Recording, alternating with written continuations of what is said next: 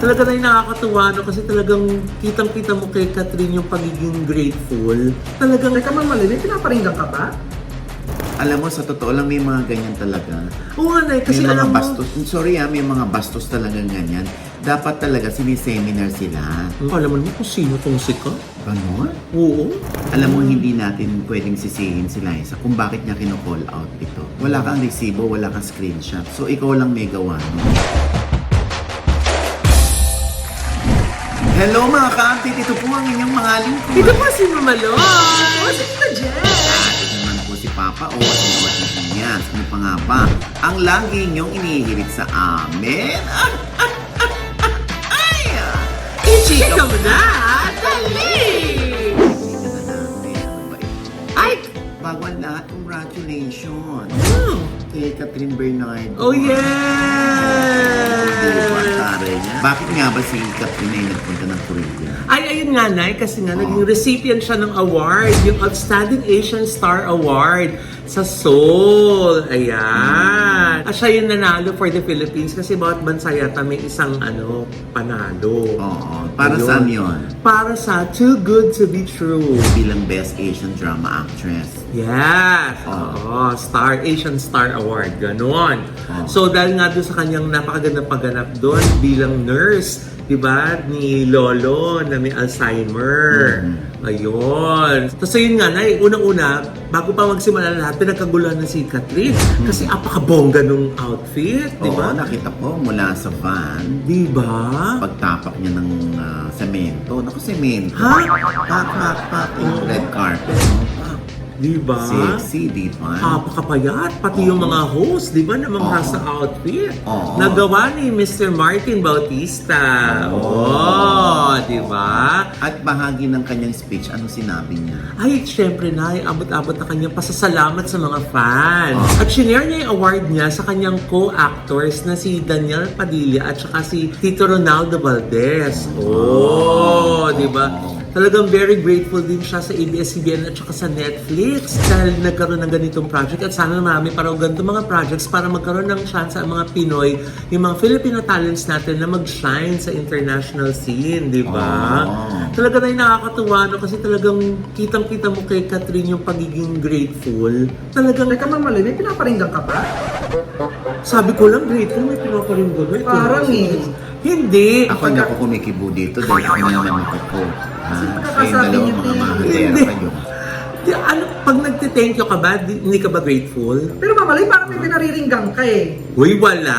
Hindi ungrateful. Sige na, sabihin mo. Wala. Sinabi ko lang nakakatuwa si Catherine kasi very grateful siya. Abot-abot yung kanyang pag-thank you at saka pag-acknowledge, di ba? Dun sa mga director niya, sa ABS-CBN, ba? Sa Netflix at saka dun sa partner niya, kay Daniel Padilla. Tingnan mo, Ma'am Malay, may pinaparinggan ka talaga.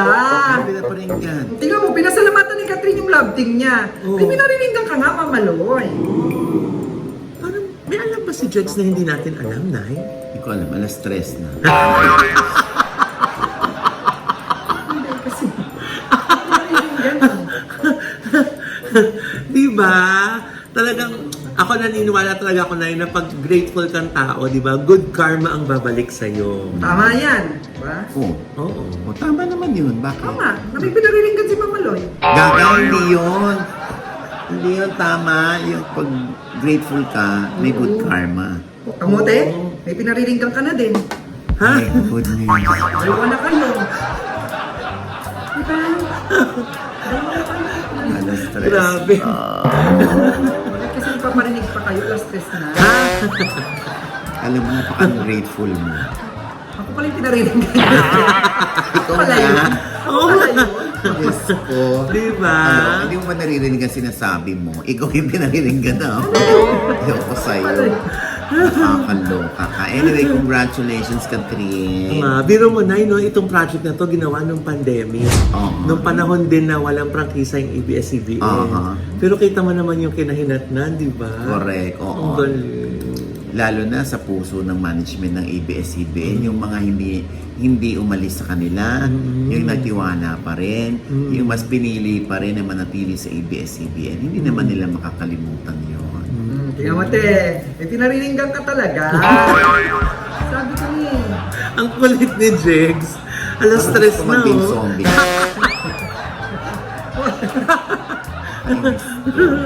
Ewan ko sa'yo, Jex. Baka madampi ako kaya gumagano. Pero te, speaking of umalis, ibitado kaya sa ABS-CBN Ball yung mga umalis? Eh, umalis nga, hindi ba? Ba't may invite yun?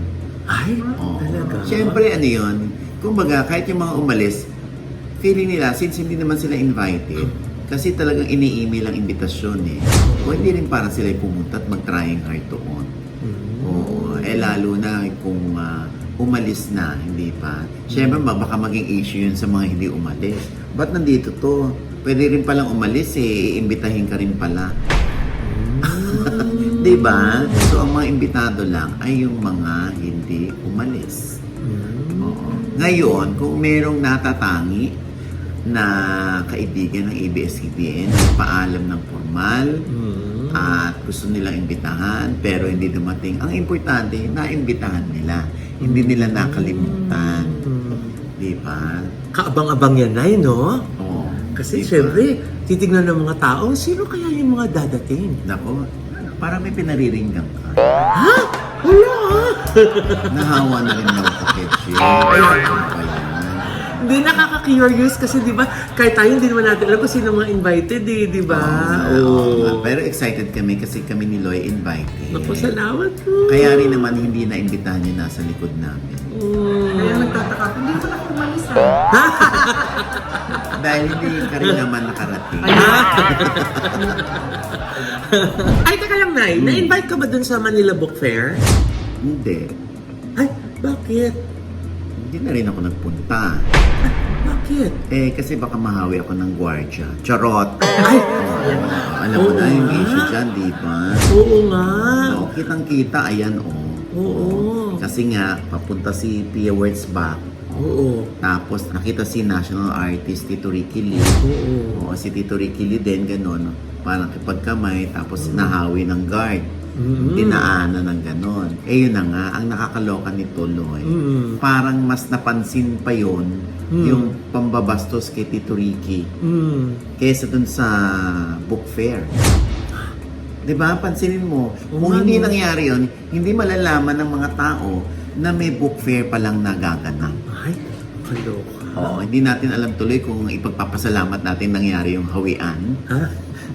para lang mapansin na at makarating sa kaalaman ng marami na may book fair pala. Oo nga. Actually, Nay, nung nangyari yun, si Tito Ricky, hindi siya na-offend. Aha. Pero nung nakita niya yung mga videos na lumabas, doon lang niya na-realize na oo nga parang may hindi maganda doon sa nangyari na kahit daw hindi senior citizen o national artist, kahit bata o estudyante, kung nahawi ng ganon, eh medyo parang hindi maganda sa paningin at sa pakiramdam. Di ba, Nay? Tsaka ang point ni Tito Ricky, nakita siya ni Pia, nilapitan siya, kinamayan. So, dapat understood na yun sa gwardiya. Nakilala ni Pia yung nilapitan nito. Alam mo, sa totoo lang may mga ganyan talaga. Oo nga, Nay, kasi May mga alam mo, bastos, sorry may mga bastos talagang ganyan. Dapat talaga siniseminar sila na hindi sa lahat ng pagkakataon kailangan mong humawi ng mga tao.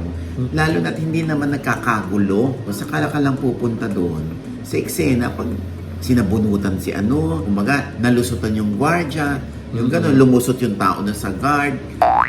ayun. Nakalusot. Nakalusot. May nakalusot. May isang nakalusot. Matindi ang nakalusot na yan. Gaga, wala naman, pinatunog ko lang itong pa ako. Pag-isig yan Matindi pa sa kaperte, kaping barako. Ang hapdi sa mata. Mamaya pa sa inyo. Nay, ano ba yan? Sino may pinag-uusapan? May pinalusot niya. 3:30 habit ba yan, Nay? Yung pinag-uusapan natin dito yung Nakalusot. Yung nakalusot. oo. Siguro, mag-apologize na lamang yung yung security personnel o yung mga umaalalay kay Pia Wurtzbach na 6 to 7 people daw yun. Oo nga. Na hanggang ending yata andoon. Oo daw. Oo, nakakatuwa naman si Papa Awel Paz na siyang nag-host ng programa at talagang properly in-acknowledge niya ang presensya ng isang Ricky Lee. Na national artist. Oo, di ba? Sa kabilang banda na naman, kung meron mang positibong nangyari din dito, nagkaroon ng malawakan diskusyon ngayon, di ba? Kung ano nga bang role ng mga marshals? Di ba? Hanggang saan lang yung limitasyon nila sa paghawi ng mga tao. Tapos sabi ni Direk Brillante Mendoza, wala daw kasalanan yung marshal kasi nga kung yun yung trabahong inatang sa kanila na protektahan yung bisita sa mga tao para makarating din sa stage nang walang sagabal, di ba, Nay? Sabi niya, dapat daw yung event organizer i-orient yung mga guys na ito yung mga VIP nating bisita, may national artist tayo, may beauty queen, may ganito, ganyan. Para alam nila kung sino yung mga iba pa nilang mga kailangang alagaan, kumbaga, di Bibigyan ba? ng courtesy. At courtesy, oo. Alam mo, sa totoo lang, nakita ko yung video, hindi nakatingin yung humawi kay Tito Ricky. Oo nga. So, hindi niya nakilala si Tito Ricky. Akala lang ng security personnel, isang umattend lang doon na fan na gusto lang makipagkamay kay Pia Wurzbach. Pero yung mga ganyan, talaga, dapat siniseminar sila na andito naman tayo sa loob, wala naman tayo sa kalsada. Oo nga. So, definitely, yung probability ng gulo, maliit lang. Kumpara sa kung nasa kalsada. Doon yung bantayan talaga, doon yung harangin. Teka lang, very common yan di ba? Lalo sa mga events na pinupunta ng mga artista na may mga marshals. Sino bang nagbibigay ng utos doon sa mga marshal kung anong dapat gawin pag hinahagad yung mga artista? Depende sa pakikipag-usap. Kunwari, ako manager. No? Tapos, dati ito si Liza Soberano. Ayan. Ako nagbibigay ng instruction doon sa security personnel na since mall tour ito, alam mo naman may mga fans hablot ng hablot. Dapat lang alerto kayo, no? I-cover niyo talaga si Liza. Pwedeng kumaway si Liza pero wag niyo nga hawiin kung sino yung kinakawayan niya. Kasi kung dito nakadirekta si Liza, hayaan niyo lang kasi may kinakawayan siya doon. Huwag niyo nga harangin. Yung ganun. Meron namang basta tuloy-tuloy lang, wala kayong sisinuhin tuloy-tuloy lang hanggang sa makarating dun sa stage. Meron namang ganung mga directive. Lalo na siguro na kung tinawag na, di syempre naghihintay lahat doon sa entablado para sa artista. So walang time talaga para makimingle, no? Kaya depende pero itong eksenang ito, dapat magsilbing lesson na rin ito para sa mga security personnel na kung sino yung head ng security personnel, dapat tatanungin din niya yung event organizer o yung manager ng artista, paano po bang pambabakod ang gagawin namin dito? Parang alam namin yung trabaho namin, pero baka may mga lumapit o ganyan, kakilala pala, ganyan. Kaya lang nga, syempre yung iba, nagre-reflect yun sa artista. Oo nga. Baka kasi daw utos din yun ng artista, kaya sila hinawi, yung ganon. Yung iba naman, maiintindihan nila. Naiintindihan nila kasi madalas na silang nakakakita ng ganong eksena. Di ba nakita mo yung kay Carlo Aquino? Oo nga. Saka doon sa sobrang hawi ng guard pero wala namang mahabol. Ayun nga. Nasanay na siguro sila na. Nasanay na siguro sila kaya may tao o wala. Ganon sila. Di ba? Nakita niya yan, di ba? Tapos naman si Julia Montes sa kanila ni Alden Richards. Yung promo nila ng 5 breakups and a romance. Si Julia, parang kinuha pa yata yung cellphone nung nagpa-picture siya doon. Tapos kaway-kaway siya doon. So, depende rin naman sa artista yan. Pag ang artista, sumenyas na, ay, akin na yung camera mo. Huwag nang awatin niya ang security personnel kasi gustong gawin yun ng artista. Tulad ng ginawa ngayon ni Julia Montes. Yun. So mga ganyan, madalas kawawa din yung mga artista Kasi napagbibintangan na maldita ng ibang fans. Sinasabi ng iba, kala mo naman kung sino tong sikat. Diba? Ano? Oo. Madalas ganyan yung reaction kasi nga minsan, lalo na kung first time nila nakita yung artista, diba Nay? Tapos biglang, ay, kakaway lang. Tapos biglang hinawi ng mga nakabantay. Diba? Minsan, nayayabangan yung mga tao. Correct. Pero na in fairness kay Pia Wurzbach, nung nalaman niya na nagkaroon pala ng ganong insidente, nung nag-reach out siya kay In fairness to Pia. Nag-apologize siya. Doon mo malalaman na hindi gusto ni Pia yung nangyari. Kaya siya na mismo nagbigay puwi kay Tito Ricky. Si Tito Ricky kasi ganun lang, napakasimple. Oo. Gusto niya nasa sulok lang siya. Gusto niya nagmamasid lang siya. At least naman, itong pangyayaring ito, big lesson na ito. Yes. Para sa mga future events. Yes. Oo. O nga, Nay, wake up call to sa mga event organizers din, Oo, di ba? oo. Ay, teka lang, Nay. Oh. Nabanggit mo din lang si Liza Soberano. Oo. Naku, kinall out niya yung Inquirer.net at yung Bandera.ph. Oh. Kasi nga dun sa isang balita nila na siya'y nasa headline. Ano nakalagay? Nauna kasi, Nay, merong headline yung Inquirer.net. Uh-huh. So pag kinlik mo yung link, napupunta ka sa Bandera.ph. Uh-huh. Ang kanilang title, Liza Soberano, pinagtawanan ng bashers. Hay nako, kung ano-ano na lang pinagagagawa mo, nasaan ang Hollywood dream? Nirepost yun ni Liza, Nay. Tapos ang sabi niya, eto, nasa sulat. Masa? What type of journalism is this? Inquirer.net, Bandera.ph. You guys are straight up shitting on a young woman's dreams in the pursuit of clicks and comments. Don't you guys have more important news to talk about? Ay. Okay, ako kung karaniwan tao ako dyan, unang-una, kung babasahin ko yan, nagtagumpay ang Bandera Bakit? o ang Inquirer.net. Bakit? Kasi pinansin sila nung pinatutungkulan ng article. Kaya si Liza mismo yung nag-call out. Alam mo, hindi natin pwedeng sisihin si Liza kung bakit niya kino-call out ito. Oo. Kasi nga, parang feeling niya, wala ba kayong ibang ibalita? Kundi, dinadampot nyo na lang yung mga komento ng mga bashers. Obviously, bashers yan. Kaya, dudukutin nyo yung mga negative comments tungkol sa kanya. Pero, in fairness naman dun sa article na nabasa ko, may mga comments din na mga positive sa kanya. Ang pinili lang ng Bandera.ph ay yung negative kay Liza. Pero kung babasahin mo ng buo yun, may mga positive din doon. O yung mga positibo na kinakalaban naman yung mga bashers.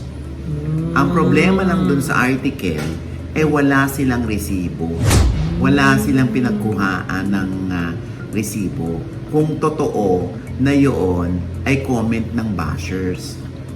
Screenshot. Oo, dapat yung resibo or screenshots na nila, na ipatong-patong nilang ganyan o na i-collage nila na nandun talaga na may mga tao o may mga handle o may mga pangalan yung kanilang Twitter account or any Sokmed account na sila mismo o si Pedro de la Cruz. Yan yung sinabi ni Pedro.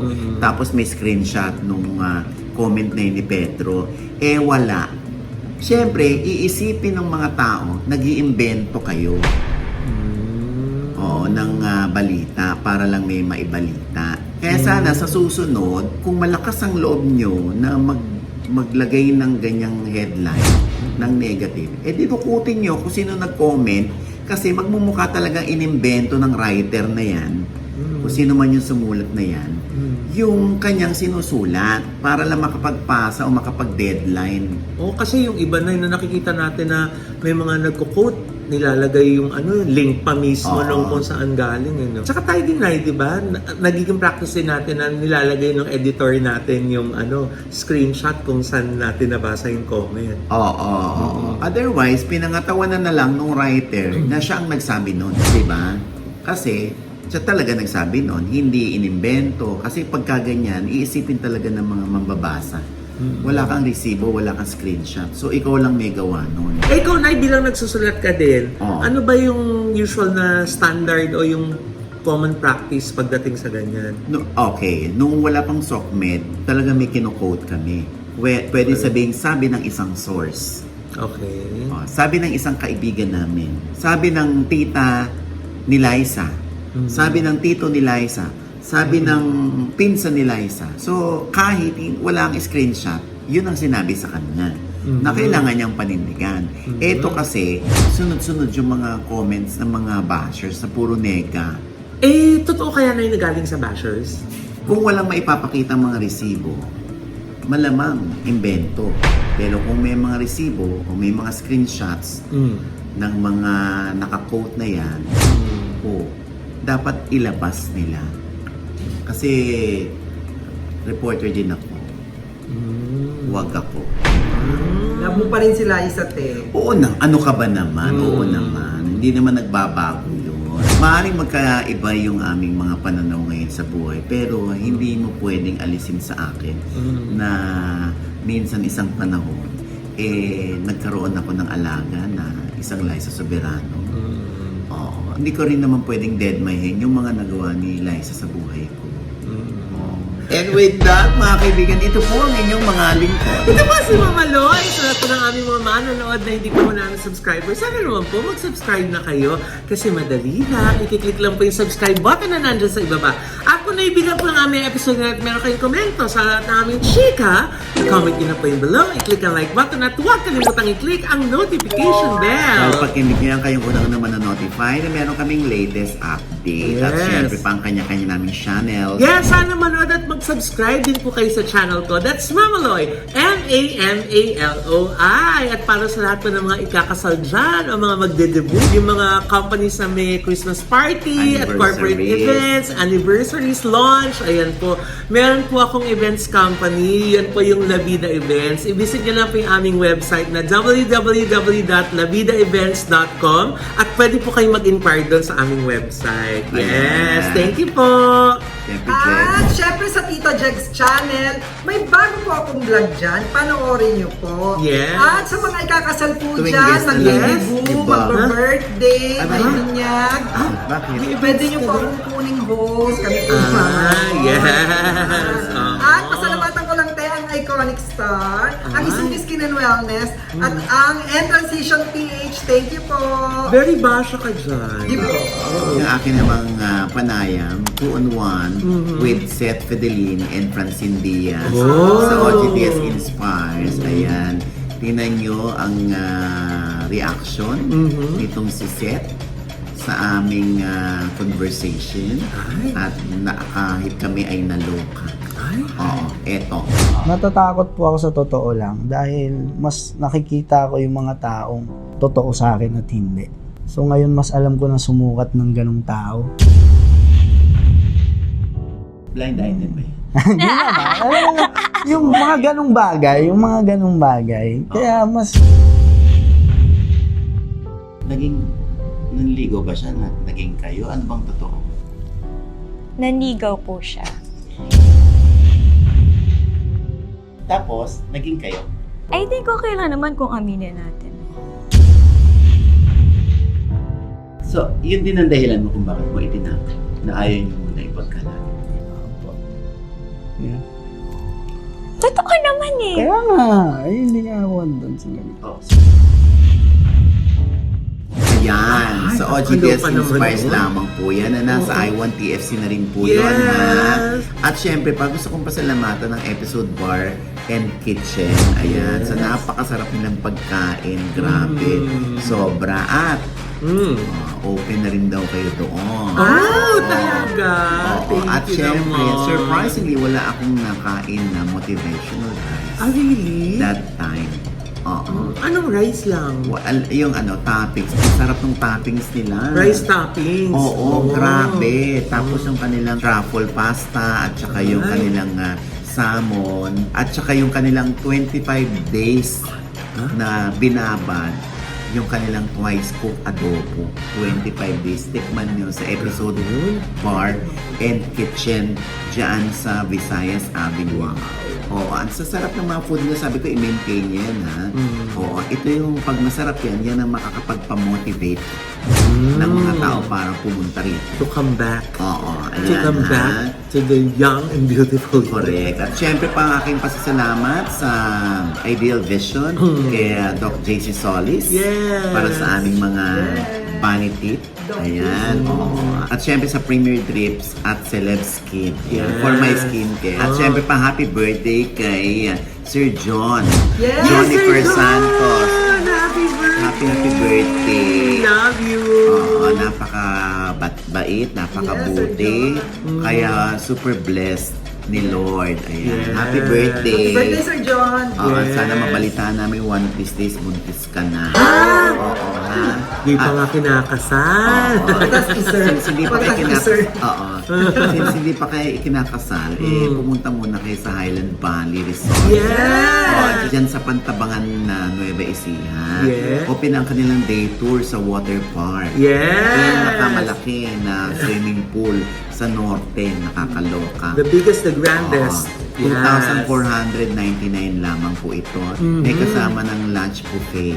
Yes. Oo, ha? Ayan, Highland Valley Resort. Mag-inquire kayo sa kanila. Yes, sa Instagram at saka sa Facebook. Yes. At syempre pa ha, September 28. Ayan. Kita-kita tayo sa open mic na Dali. Ayan, sa District 1 Manila, sa BGC. Ayan. With Loy, Josapoco, and the multifaceted Miss Marisa Sanchez. Open mic po ito, so bubuga lang kami ng mga sana ikaaaliw ninyo. Anything goes. Yes, yes, ha? At syempre, dyan na rin kayo mag-dinner. Of course. Napakasasarap ng mga pagkain dyan by Chef Jeng C. Flores. Get ready dahil mabubusog kayo sa sarap. Yes. At syempre, ito pa rin po yung lingkod, Papa Osin Oji Diaz, na lagi nagsasabi at nagpapaalala sa inyo na sa tuwing gigising po tayo tuwing umaga, huwag po tayong makakalimot, ha?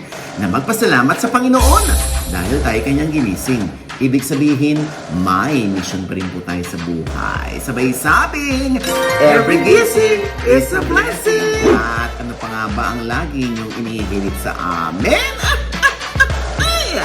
Ichika mo na! Dali! Pero di, may pinaparinggan ka talaga eh. Hindi pa rin tapos ang checks. Ay, si Mama Lynn na. Si Mama Lynn na ulit. Hoy, wala akong pinaparinggan. Ikaw nga yung pinaparinggan ko. Pero ang narinig ko talaga yung nakalusot ka na. Dinig na dinig ko. Alin? Yung kanina din ko. Oo nga, Nay. Yung mahapdi sa mata. Ay, no. Hindi ko alam ang sinasabi niyo. Sorry. Ha? Sorry. Nawala ako. Ano ito? Yung...